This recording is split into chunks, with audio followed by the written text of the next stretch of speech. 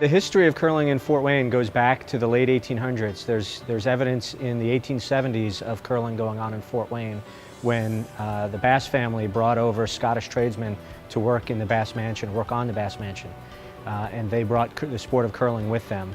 It seems to have disappeared in the 1930s, and in 2010 we reintroduced curling to the city of Fort Wayne. The Fort Wayne Curling Club is an organization that's designed to bring the sport of curling to the people of Northeast Indiana. Curling actually was started in Scotland in the 1500s. The Scotsman who also invented golf, when it came around to winter, had to have something to do. So they started throwing stones on rivers. And it turns out that after a rainfall, little pebbles of ice would be on top of the river. The stones would actually go further and start to curl, start to rotate, and that's why our ice is pebbled as well. The rocks are pretty heavy, 42 pounds, and the idea is to get your rocks closer to a button than another team.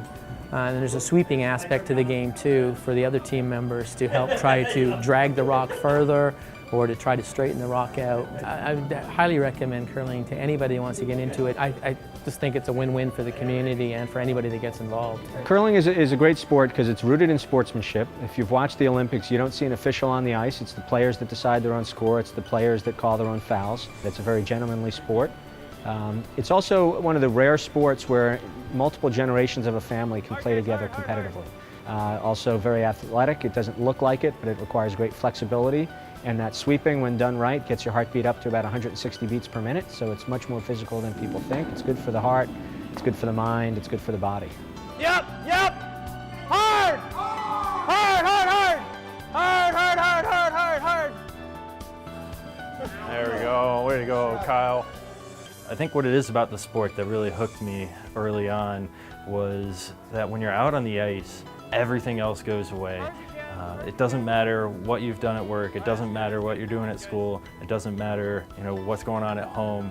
You get out on the ice, all that disappears, you're focused on one objective, and it's beating your opponent. That's not that hard. The first day you get out on the ice, you can actually play a game. What really draws me to curling is the people, the camaraderie, the sport itself, the excitement of it. It's something that's a little bit different.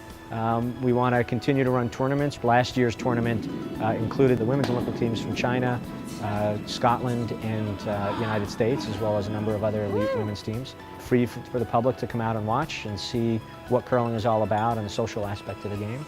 They can also come out to any of our league nights and just watch as a spectator. Come out to our tournament, learn a bit more about the club, meet curlers from all over the country. If you want to try curling, the first step is to attend one of our Learn to Curl sessions. Those are $20 for 2.5 hours. It's a half hour of classroom instruction, 2 hours on the ice. During the first hour, we teach you how to deliver the stone and how to sweep, and in the second hour, you play a game against other newbies. All equipment is provided. That's all you need is $20 to come out and try the sport.